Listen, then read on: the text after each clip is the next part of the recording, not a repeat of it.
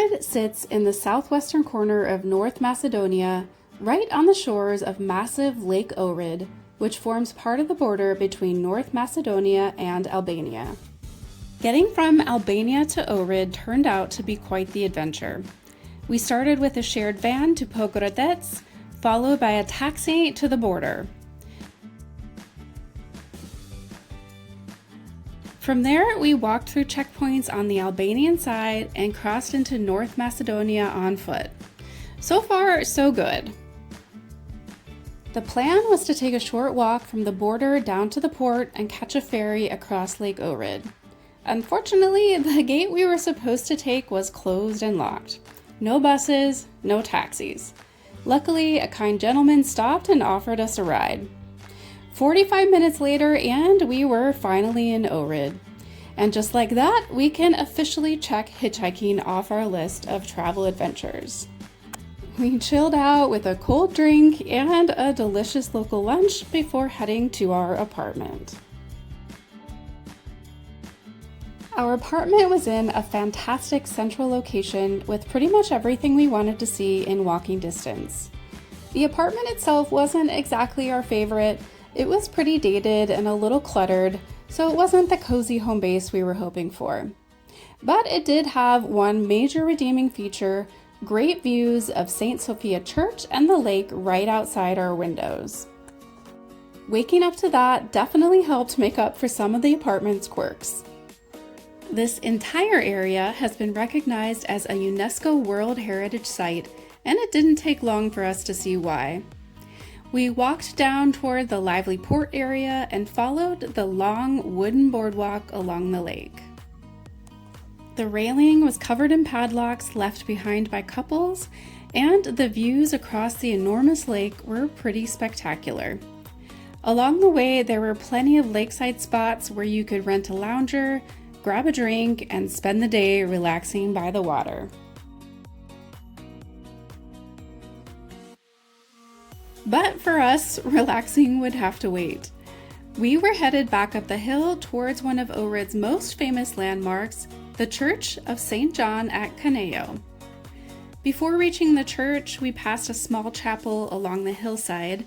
The exact origins of the chapel are unclear, but it adds to the collection of historic religious sites scattered throughout this part of Ohrid. Dating back to the late 13th century, the church is one of the most recognizable in Macedonia. But with the little church in the foreground and that enormous lake stretching out behind it, the real star of the show from this spot might just be the view. We continued farther up the hill, winding our way past lush foliage and through the pine trees as we made our way towards Samuel's fortress.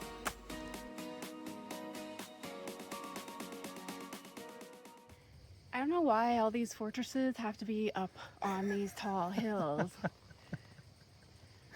That was a joke. I'm just kidding. I know why they are. But it makes for some good walking, hiking.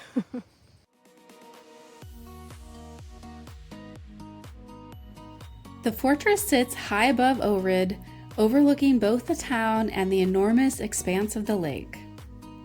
Admission was about $3 per person, and once inside, we made our way along the fortress walls and towers to explore the site.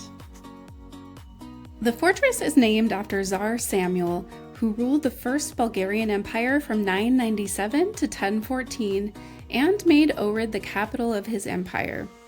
Although the fortress is associated with Samuel, the hilltop has been fortified long before his time.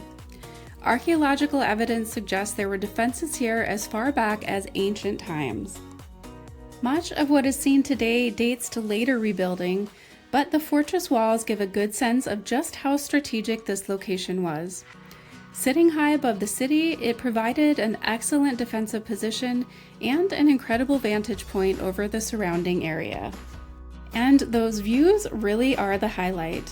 From the top of the walls, Ohrid spreads out below, with the red tile rooftops over the old town giving way to the deep blue waters of Lake Ohrid. We made our way back down the hill towards Ohrid's ancient theater, which is still used for concerts and cultural performances today. As we continued through town, we noticed Ohrid's distinctive architecture, the traditional brown and white houses that look almost upside down. Their upper floors are wider than the lower levels, creating extra living space without taking up more ground level room. Even the streetlights are designed to echo the shape of those distinctive upside down houses, a fun little detail to spot as you wander through the city. We stopped for some ice cream and some people watching to cool off on this warm summer day. Today is August 2nd and it is Republic Day here in North Macedonia. It's one of their most important holidays of the year. And so we're wandering around. There might be some music, lots of people out, just gonna kind of see what happens on Republic Day in North Macedonia. The streets were busy with people heading away from the beach and towards dinner. We stopped for a cold drink before wandering along the lake to enjoy the sunset. The promenade was definitely lively, with lots of people out enjoying the evening, but we didn't come across any special events or celebrations for the holiday. But maybe we just didn't know the places to be. We did find a good way to celebrate in our own way, though. Taking our cue from some local signage, we picked up a slice of Ohrid cake to take home with us. It's a local specialty made with layers of light cake, walnuts, chocolate, and a creamy filling. Just the kind of dessert that's easy to justify as a cultural experience. We made our way home through Blue Hour with the lights over Ohrid just beginning to glow. Not a bad way to wrap up Republic Day. The next day, we made our way to perched Beach, just a few minutes walk from our apartment. Finding a spot to simply spread out a towel along Lake Ohrid can be a challenge, especially this close to town. So we decided to rent a couple of loungers at one of the waterfront restaurants and settle in for the day. Perched is a pebble beach with clear, cool water that was pretty inviting on a warm day.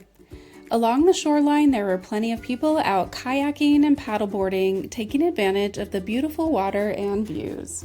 We were perfectly happy to relax and enjoy a delicious and unique carbonara pizza for lunch. The Church of St. Sofia was literally right outside the window of our apartment. So naturally, in true travel fashion, it took us almost a week before we actually went inside to see it. The current structure dates primarily to the 11th century and was built on the site of an earlier Christian basilica. From the outside, it's fairly simple with its stone and brick construction, arched windows, and red tile roof. But the interior is famous for its 11th century medieval frescoes of biblical scenes and portraits of saints, representing the incredible artistic tradition that developed in Ohrid during the Byzantine period. Next, we stopped at what would become one of our favorite local coffee shops in Ohrid. They had great takeaway iced coffees, including decaf for me, which was a definite win. They also had a beautiful sit-down area with great views overlooking the lake. We wandered down Old Bazaar Street, passing shops, restaurants, and the Mosque of Ali Pasha.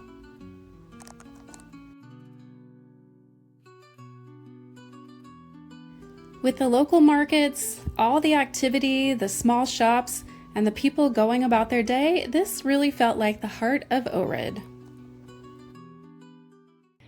It's tour day. We're heading out on a boat today. Yeah, it's a small group boat. There'll be more people than us for sure, but we're going to head down to the Naum Monastery and a few other stops on the way. Should be kind of cool. Yeah, nice day on the water. Beautiful day. The tour cost about $35 per person for a 6-hour tour. We were picked up right at the pier by a pontoon-style boat and set off along the shoreline. As we cruised by Ohrid, we had great views of the town with Samuel's Fortress high on the hill in the distance. We got another great perspective of the Church of St. John at Kaneo, perched dramatically on its rocky outcropping above the lake. From there, we turned south and settled in to enjoy the perfect weather and smooth ride. With the sun shining, calm water, and mountains surrounding us, it was a relaxing way to see more of Lake Ohrid.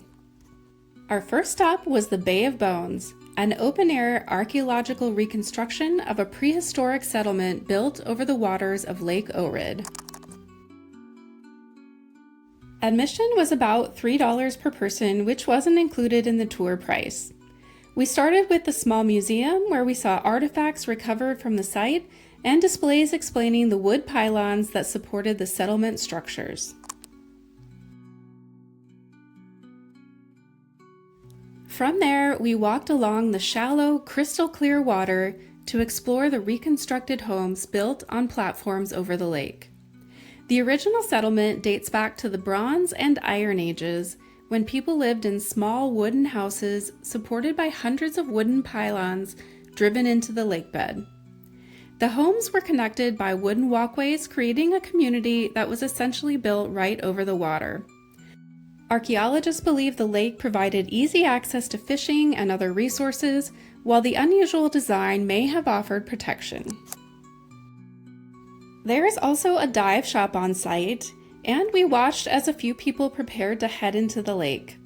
The water looked absolutely stunning from above, but considering how cold it looked, I'll happily admire Lake Ohrid from the surface.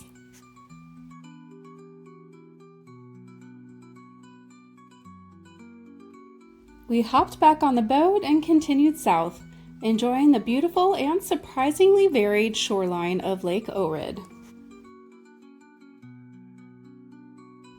Along the way, we passed people out kayaking and paddleboarding, taking advantage of the calm water.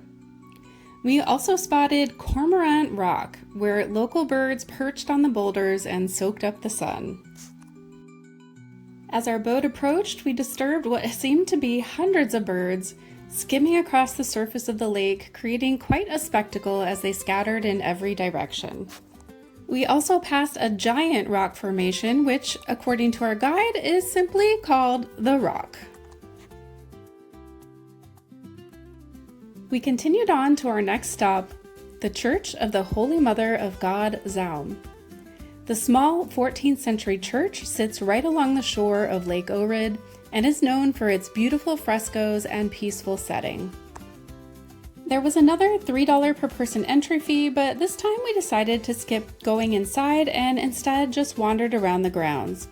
The church is still an active place of worship today, and its secluded lakeside setting gives it a peaceful, almost timeless feel. The setting was beautiful, with the church tucked into a quiet stretch of shoreline. And apparently we weren't the only ones who thought it looked like a good place to enjoy the lake. Quite a few people were taking advantage of the cool, crystal clear water for a swim. We didn't have a lot of time here, and it wasn't particularly hot yet, so we were happy to simply enjoy the scenery from the shore before continuing along our way. We could already see the shores covered with umbrellas and people enjoying the waters of the lake as we approached our final stop, the St. Naum Monastery, one of the most important religious and historic sites along the lake. We had about 2.5 hours to explore, which sounded like plenty, but once we realized just how much there was to see here, it actually didn't feel like nearly enough time. We started with some lunch and then made our way toward the monastery, passing some of its most famous residents along the way, the beautiful peacocks that freely wander the grounds. The monastery was founded around 905 by Saint Naum. The complex sits in a beautiful location overlooking the lake with stone walls, red-tiled roofs, and of course some pretty spectacular views of the enormous lake stretching towards the mountains. Inside the monastery church, the walls are covered with colorful medieval frescoes depicting biblical scenes, saints, and religious figures. One of the most intriguing parts of the church is the tomb of Saint Naum. There's a local tradition that if you place your ear against the stone tomb, you can hear what sounds like the saint's heartbeat. Next, we headed to the springs at Saint Naum, where the crystal clear water bubbles up from underground and feeds Lake Ohrid. The springs are part of a larger system that makes Ohrid so remarkably clear. You can take a shared rowboat ride through the springs for about $6 per person. No motorized boats are allowed here, which helps keep the water incredibly clear and the whole area peaceful. Our guide gave us some interesting facts along the way. In many places, the water is actually around 10 feet deep, but because it looks so clear, it looks more than half that. And the temperature stays remarkably consistent year-round at about 50 to 54 degrees Fahrenheit. We stopped at one spot where you could actually see water bubbling up through the sand beneath our boat. There are also springs emerging along the sides, so everywhere we looked, the water seemed to be coming to life around us. The springs are incredibly powerful, with an average flow of around 1,300 gallons of water flowing into the lake every minute. There's a small church at the far end of the springs dedicated to Saint Athanasius, dating back to the 14th century. The water is full of aquatic foliage with lush green plants growing beneath the surface and adding to the otherworldly look of the springs. Mixed in with the greenery are patches of white calcium carbonate deposits left behind as the mineral-rich spring water emerges. As we made our way back toward the starting point, we spotted one of the more unusual attractions, a floating platform that can be rented for a private meal while you row around the springs. It looked like a pretty fun experience, but starting at more than $200 an hour before adding the cost of food, we'll stick with the $6 rowboat. Once back on shore, we walked along the water for a little while, but unfortunately time had gotten away from us. We didn't have enough time to take a dip and cool off before it was time to hop back on the boat and start our journey back to Ohrid. On the way, our captain took us farther out toward the middle of the lake, and from there you really get a sense of just how enormous Lake Ohrid really is. It covers about 138 square miles and reaches nearly 1,000 feet deep at its deepest point. It's also one of the oldest lakes in the world, estimated to be around 4 million years old. We eventually made our way back into Ohrid, wrapping up a fantastic day on the water. It was an amazing way to experience the lake. The next day we headed out and up, and up, and up some more. There were a lot of stairs on the way up to our next stop. Fortunately, the climb came with some beautiful views of Lake Ohrid along the way, plus a few convenient shady spots where we could stop and catch our breath. Eventually, we made it to the Church of the Virgin Mary Perevleptos, one of Ohrid's most important medieval churches. The entrance fee was about $3 per person. Built in 1295, the church has the distinctive brick and stone construction we've seen throughout Ohrid, with a relatively simple exterior. The church is known for its beautiful Byzantine frescoes inside, though unfortunately photography was not allowed. Behind the church, there are also archaeological remains that reveal that this hillside has been an important religious site for centuries. The ruins included remnants of earlier buildings and foundations, giving you a glimpse at the layers of history that existed here long before the church we see today. In contrast is this monument for a bishop who died in 2024, a reminder of the ongoing role this church plays in the religious life of Ohrid today. We got some more gorgeous views of the lake from behind the church before heading down a beautiful tree-lined path towards the Church of St. John at Kaneo. After soaking up the views one more time, we'd worked up an appetite, so we headed to a local restaurant to try a few traditional Macedonian dishes. We started with makalo, the creamy garlic spread made with potatoes, garlic, and oil that was perfect with the fresh bread. Next was tapce grabce, seasoned slow-baked beans made with onions, pepper, and spices, and sarma, cabbage leaves wrapped around savory filling and cooked until tender. Everything was absolutely delicious. North Macedonia has a growing wine culture, so one evening we decided to join a tasting at Luciano Wine Bar. We started with a welcome drink of rakia, the fruit brandy we've encountered in several countries throughout the Balkans. It's traditionally enjoyed as an aperitif, but don't let the small glass fool you, this stuff packs a punch. We sampled 3 different local wines alongside a selection of Macedonian charcuterie. Everything was delicious and made even more memorable by our knowledgeable host and owner, as well as sharing the evening with a really fun group of people. Good wine, good food, and good company. The perfect recipe for a great evening in Ohrid. We're walking about 15 minutes from where we're staying to Labino Beach. Yeah, we're gonna save some money today and do a free beach stay. No beach chairs that we are aware of there, so we're hauling all our stuff, brought our lunch. Getting to Labino Beach from the center of town meant climbing up and over a hill before making our way back down toward the water. Of course, that also meant more stunning views of the beautiful, clear blue waters of Lake Ohrid along the way. Labino is considered a wild beach with no real facilities and plenty of trees providing natural shade. There's also not a ton of shoreline, so we walked along the beach looking for a spot where we could claim a little piece of it for free. I definitely like shade on a beach day, but this place has a lot of shade.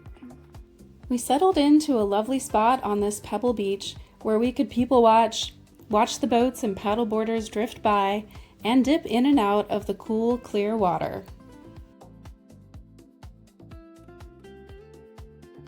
The wildlife at this wild beach also seemed pretty tame. We watched this kid who appeared to be petting a bird perched on a nearby rock, and just moments later, a friendly duck cruised right up to us to say hello. Apparently, we were at the wildlife meet and greet. And while I do appreciate some shade, even we had to admit there was a little too much of it. Between the cool water and all those trees blocking the sun, we both felt a little chilly and decided to pack it in for the day. Not exactly the beach problem we expected to have in the middle of summer.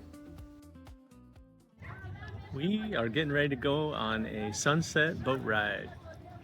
I think About $10–11 per person, so pretty reasonable. yeah, not too bad. It comes with a glass of champagne. That'll be nice. And Another good excuse to be out on the water. We climbed on board and were promptly served our glass of prosecco. Before long, we were on our way, making our way past the resident swans as we headed out of the harbor and onto the lake. We cruised past the Church of St. John at Kaneo, where plenty of people were already staking out their spots for sunset. We had debated whether to take this cruise the night before or tonight. The weather predictions looked pretty similar, on paper anyway. Fortunately, we chose wisely because the night before brought a downpour right around sunset. Tonight, though, was looking much more promising. A few lingering clouds hung in the sky, which turned out to be the perfect recipe for a beautiful sunset. It just kept getting better and better as the sky changed from brilliant orange to pink and eventually deep purple. On our way back, we watched the lights of Ohrid begin to twinkle along the shoreline as blue hour approached. We got beautiful views of the church and Samuel's fortress, both illuminated against the darkening sky. It was such a beautiful and peaceful way to end our time in Ohrid. A glass of prosecco, a spectacular sunset, and one last look at this incredible lake from the water.